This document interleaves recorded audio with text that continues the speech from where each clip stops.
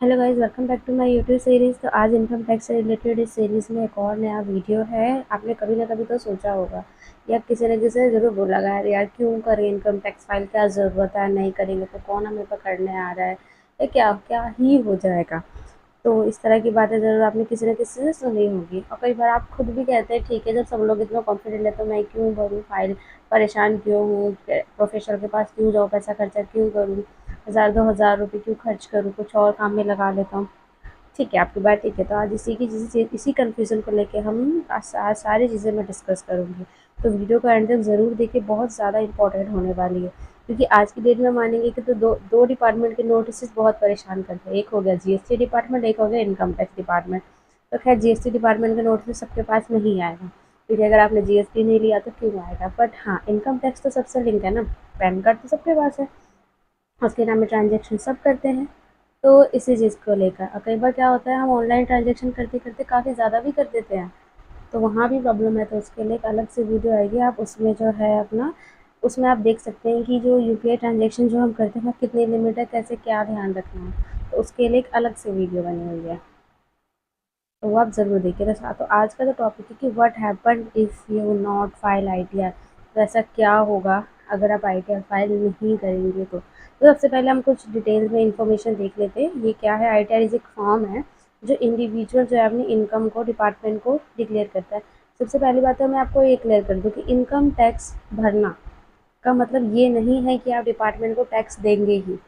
नहीं, कई केसेस में टैक्स नहीं लगता है, मैक्सिमम केसेस में टैक्स नहीं लगता है। उसका मतलब ये होता है कि आप अपनी जो इनकम टैक्स है वो डिक्लेयर कर रहे हैं डिपार्टमेंट के पास कि ठीक है मेरा इतना इनकम है, बाकी टैक्सेबल है या नहीं वो तो जब आपकी फाइलिंग होती है उस समय पता लगता है।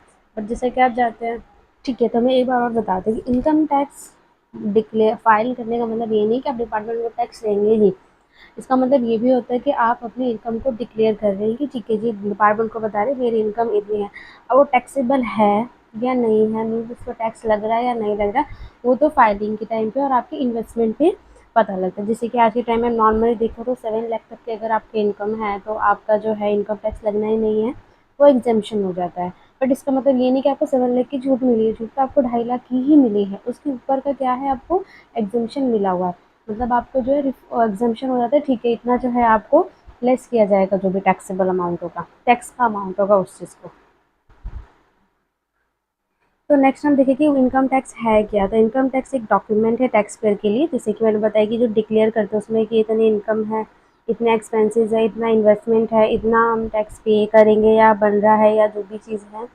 उसके बाद एक कॉम्प्रिहेंसिव ओवरव्यू होता है एक असेसी की, एक इंडिविजुअल की, एक साल के अंदर उसने कितना इनकम जनरेट किया हुआ है। ठीक है, उसके बाद हम देख लेते हैं कि हाँ, अब मन में ये क्वेश्चन आ रहा होगा कि बेनिफिट्स क्या क्या, तो सारी चीज़ें वीडियो में पूरा डिस्कस करेंगे। फिर भी कुछ रह जाता है तो आप जो है कमेंट बॉक्स में ज़रूर लिखिए। उसके बाद है टाइप्स ऑफ आईटीआर फॉर्म। तो जो हमारे सीबीडीटी है उन्होंने स्पेसिफाई के कई सारे आईटीआर फॉर्म्स होते हैं, जिसमें आता है आपका आईटीआर 1 से लेकर आपके कितने हैं, आपके 7 आईटीआर फॉर्म्स हैं। फर्स्ट देखेंगे जिनको आईटीआर 1 होता है, जिसको सहज बोला जाता है, काफ़ी ईजी होता है। ये मोस्टली किसके लिए होता है, जो सिर्फ सैलरीड है। ठीक है, आप जस्ट अपनी सैलरी दिखा रहे हैं या फिर किसी इंडिविजुअल उसकी 50 लाख तक की इनकम है। ओके, बेसिकली मेन इसमें क्या आता है, आपका सैलरी हो गया, आपका पेंशन आ रहा है, आपकी एक हाउस प्रॉपर्टी से इनकम आ रही है, या अदर सोर्सेज एक्सक्लूडिंग रेसिंग, रेसोर्स या लॉटरी, इस तरह का कुछ भी काम आप कर रहे हैं तो आपका आईटीआर 1 नहीं जाएगा। ठीक है, जनरली अगर देखा जाए तो सैलरी और पेंशनर होते हैं वो ही इसमें अपना आईटीआर फाइल करते हैं। उसके बाद है आईटीआर 2। अब आईटीआर 2 क्या होता है, इंडिविजुअल और एचयूएफ के लिए होता है, not having income from profit gain business और प्रोफेशन, जिनका बिजनेस और प्रोफेशन से प्रॉफिट नहीं आ रहा है। ठीक है, उनका आईटीआर सॉरी, जब प्रॉफिट्स और उनका गेन्स है वो बिजनेस एंड प्रोफेशन से आ रहा है, मतलब बिजनेस और प्रोफेशन से उनका नहीं आ रहा है, जो इंडिविजुअल है एचयूएफ है। ठीक है, इस बात का आपको ध्यान रखना है। अगर आप आईटीआर 3 देखेंगे तो जिनका प्रॉफिट और गेन बिजनेस एंड प्रोफेशन से, अब आईटीआर 2 और आईटीआर 3 में फ़र्क क्या हो गया, बहुत डीप फर्क होता है इसमें। ठीक है, नेक्स्ट है आईटीआर 4, इसको सुगम का नाम दिया गया है। ये इंडिविजुअल होता है फॉर्म्स में अगर आपके एलएलपी है तो आप आईटीआर 4 को नहीं फाइल करेंगे। ठीक है, इस बात का आपको ध्यान रखना है। और या कोई भी अपनी प्रिजम्पटिव इनकम फाइल करता है बिजनेस एंड प्रोफेशन में। अब प्रिजम्पटिव इनकम क्या होती है, इनकम हम दो तरह से फाइल करते हैं आईटीआर में, एक हम दिखा देते ठीक है हमारा 40 लाख का टर्नओवर हुआ, वहाँ पे हमारा मिनिमम आपको 8% प्रॉफिट दिखाना होगा अगर आप कैश में बिजनेस कर रहे हैं, और अगर पूरा का पूरा आप ऑनलाइन बैंकिंग ट्रांजेक्शन कर रहे हैं तो आपको 6% प्रॉफिट दिखाना होगा। तो ये हो गया आपके प्रिजम्पटिव। ठीक है, आपने नहीं दिखाया आपके कितने खर्चे हो रहे हैं, आपका कितना लॉस हो रहा है, आपके कितना आप सैलरी दे रहे हैं, नहीं, आप कोई भी अपनी फाइनेंशियल स्टेटमेंट नहीं दिखा रहे हैं, आप एक प्रिजम्पटिव इनकम दिखा रहे हैं। ये हो गया आपका प्रिजम्पटिव। बट उसमें भी अगर आपका सपोज लॉस हो रहा है, आपको 6% या 8% से कम दिखाना है, वहाँ पे आपको अपनी पूरी बैलेंस शीट जितने भी फाइनेंशियल स्टेटमेंट्स होते हैं सीए सर्टिफाइड करा के डालनी होती है।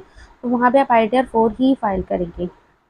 अब करते हैं हम ITR 5 की बात। जो ITR 5 होता है, अभी मैंने क्या बताया, LLP ITR 4 नहीं कर सकते तो क्या करेंगे, LLP ITR 5 करेंगे। ITR 5 LLP करेंगे, AOP BOI स्टेट ऑफ डिकीज, स्टेट ऑफ इंसॉल्वेंट, अगर कोई डिकीज मर गया है या कोई इंसॉल्वेंट हो गया, कोई बिजनेस ट्रस्ट है, इन्वेस्टमेंट फंड्स है, इस तरह की जो बिजनेस ट्रांजेक्शन्स होती है ये ITR 5 में फाइल होंगी। ITR 6 क्या होता है, कंपनीज के लिए होती है जो सेक्शन अंडर 11 के अंडर में आती है। ठीक है, सेक्शन 11 के अंडर में जो भी कंपनीज आती हैं वो इसमें आएगी। मेनली इसमें सोसाइटीज़ वगैरह सेक्शन 8 की हो गई वो कंपनीज, सेक्शन 11 में जो 11 में जो कंपनीज आती है वो इसमें ITR 6 फाइल करेंगी। उसके बाद ITR 7 होता है, for person including companies required to furnish return under section 1394 है, 1394 और 1394 और 4F में जो जाएंगे वो ITR 7 को फाइल करेंगे। तो आपको डीपली एनालिसिस करना है कि आप क्या है, मोस्टली जो भी ये वीडियो देख रहे होंगे तो वो इंडिविजुअल्स ही होंगे या फिर बिजनेसमैन होंगे। तो आपके लिए तो ITR 1 और 4, किसी किसी केस में 2 या 3 लगेगा। आप सीधी सी बात है, हम ITR फाइल करें क्यों?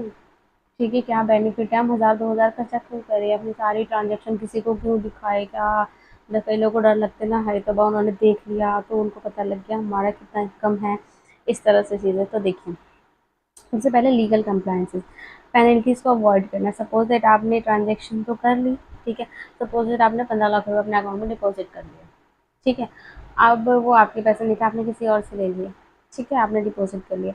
अब डिपार्टमेंट को तो नहीं पता ना, डिपार्टमेंट तो बस ये देख रहा है कि आपके अकाउंट में इतने पैसे आए हैं, भाई 15 लाख 20 लाख रुपए आए हैं। डिपार्टमेंट सोचेगा कि तो आपकी इनकम है, तो आप वहाँ तो डिक्लेयर करेंगे ना, नहीं करेंगे तब तक नोटिस आएगा, नोटिस आएगा तो पेनल्टी आएगी, तो आप डिक्लेयर कर दीजिए। तो इनकम टैक्स भरने का मतलब हमेशा ये, इनकम टैक्स फाइल करने का मतलब ये नहीं होता है कि आपको इनकम टैक्स भरना पड़ेगा। आप जस्ट आपके पास जो भी पैसा एक फाइनेंशियल ईयर में आ रहा है उसको आपको डिक्लेयर करना है। लोन अप्रूवल, आप लोन आपका ईज़ी अप्रूवल हो जाएगा, व्हीकल्स का लोन, ठीक है, आप रिफ़ंड क्लेम कर पाएँगे, कई बार TDS डिडक्ट होता है तो उसका आप रिफ़ंड क्लेम कर पाएँगे। अपने लॉस को कैरी फॉरवर्ड कर सकते हैं, किसी केसेस में 4 साल 4 साल तक 8 साल तक अपने लॉसेस को कैरी फॉरवर्ड कर पाएँगे। तो उससे क्या होगा, नेक्स्ट ईयर में जो भी आपको बेनिफिट होगा वहाँ पे आपका टैक्स कम लगेगा। प्रूफ ऑफ इनकम होगा, आपको वीज़ा लेना है, क्रेडिट कार्ड लेना है, गवर्नमेंट टेंडर भरना है तो आपके पास प्रूफ ऑफ इनकम रहेगा कि हाँ भाई जी हमारी इतनी इनकम है, हम दूसरे देश में जाने के लिए कैपेबल है, वहाँ हम खर्चा उठा सकते हैं। स्क्रूटनी, अब क्या है, टाइमली और एक्यूरेट फाइलिंग करेंगे तो आप पे कोई जांच नहीं बैठेगी, इस चीज़ का भी आपको बेनिफिट मिलेगा। कंट्रीब्यूशन टू नेशन बिल्डिंग का सबसे पहले सबसे अच्छी बात है, आप टैक्स देंगे उससे क्या होता है, हमारी जो नेशन जो है बिल्ड करती है, गवर्नमेंट कई सारे जो इनिशिएटिव लेती है तो उनके पास पैसा भी टैक्स के ज़रिए ही आता है। अब अगर हम ड्यू डेट देखें तो जो इंडिविजुअल HO है, BOI नॉन ऑडिट केस, अगर वो ऑडिट नहीं करवा रहे तो उनकी 31 जुलाई है, अभी मई चल रहा है। बट हाँ, अगर आपका TDS कट रहा है तो आप अभी ITR फाइल नहीं करें, आप नेक्स्ट मंथ कीजिए, जून के बाद, ठीक है, मिड ऑफ जून के बाद ही ट्राई कीजिए, क्योंकि मिड ऑफ जून तक क्या होगा, आपका TDS रिफ्लेक्ट करने लग जाएगा लास्ट क्वार्टर का। बिजनेस रिक्वायरमेंट है, अगर ऑडिट कर रहे हैं, ऑडिट वालों को थोड़ा ज़्यादा टाइम दिया जाता है, अक्टूबर तक है उनकी। Business require transferring pricing report है तो उनको नवंबर तक का टाइम दिया गया। कोई किसी ने अगर रिवाइज भरनी है, कुछ मिस्टेक हो गई, ठीक है, कोई बात नहीं, तो 31 दिसंबर तक भर सकते हैं, और अगर आप लेट भर रहे हैं तो भी आप 31 दिसंबर तक भर सकते हैं, ठीक है, बट मैं कहूँगी आप लेट मत भरिए, आप टाइम से भर दीजिए। उसके बाद है इनकम लिमिट क्या है, जनरली आप देखिए तो आपने सोचा होगा 7 लाख है, इतना है तो कैसे, नहीं है, तो अगर आपके बिलो 60 है तो आपका है तो 2.5 लाख की, हाँ वो आपको एग्जेम्पशन मिल जाती है, कुछ रिबेट मिल जाती है जिससे ऐसा लगता है कि वो 7 लाख तक का आपका एग्जेम्प्ट है। सीनियर सिटीजन की बात करें तो उनका 3 लाख तक एग्जेम्प्ट है। सुपर सीनियर सिटीजन जो 60 से 80 के बीच में, 80 के अबव जाते हैं, वो 5 लाख तक जाते हैं, उनका 5 लाख का एग्जेम्पशन है, ठीक है। नेक्स्ट है केस, ऐसे कुछ केसेस है जब ITR मैंडेटरी हो गया अगर ज़ीरो इनकम में, फिर भी पहली बात, अगर आपने डिपॉजिट कर लिया अपने अकाउंट में 1 करोड़ या उससे ज़्यादा, या आपने करंट अकाउंट में डिपॉजिट कर लिया, आपको मैंडेटरी है फाइल करना ही होगा। इफ एन इंडिविजुअल है डिपॉजिट 50 लाख मोर वन और मोर करेंट अकाउंट, एक से ज्यादा, आपने एक में तो नहीं कि आपने दो में कर दिया, आपने 50 लाख कर दिया, तो एक में 40 कर दिया, एक में 60 कर दिया, तो या तीन आपके अकाउंट थे, तीनों में आपने जो है 20-20 कर दिया, हो गया 60। तो आप तो सोचेंगे आपने 20 किया है, नहीं, तो आपका कंबाइन तो आपका ए आई में सब दिखता है। ए आई पे भी वीडियो मैंने बना रखी है, आप उसको देखिए, उसमें सब कुछ दिखता है, और अपना ए आई भी जरूर चेक कीजिए। फिर आपको कोई भी कंफ्यूजन आता है नीचे कमेंट बॉक्स में लिख सकते हैं, हेल्प ले सकते हैं। उसके बाद इफ इंडिविजुअल एक्सपेंडिचर अगर 2 लाख का कर दिया फॉरेन ट्रेवल पे आपने कर दिया, आप दिखा रहे जी मेरे तो इनकम नहीं है, पर आपने फॉरेन ट्रेवल पे 2 लाख का एक्सपेंस कर दिया, तो वो पैसे कहाँ से आए, इस चीज़ का आपको डिक्लेयर करना होगा।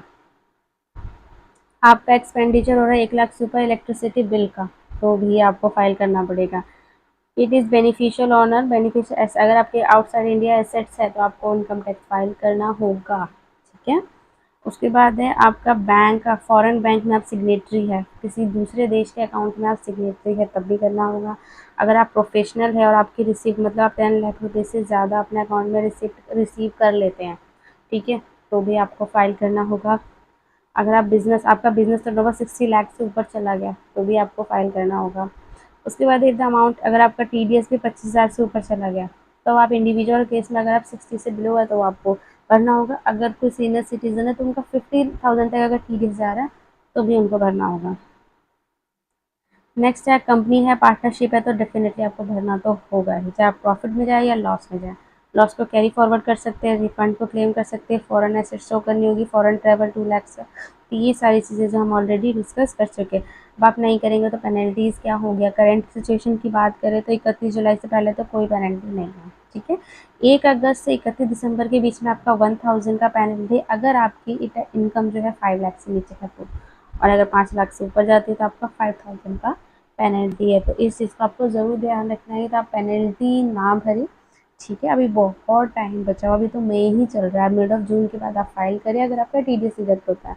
अगर आपका किसी भी तरह का कोई भी TDS डिडक्शन नहीं है तो आप फाइल करके ख़त्म कीजिए, ठीक है।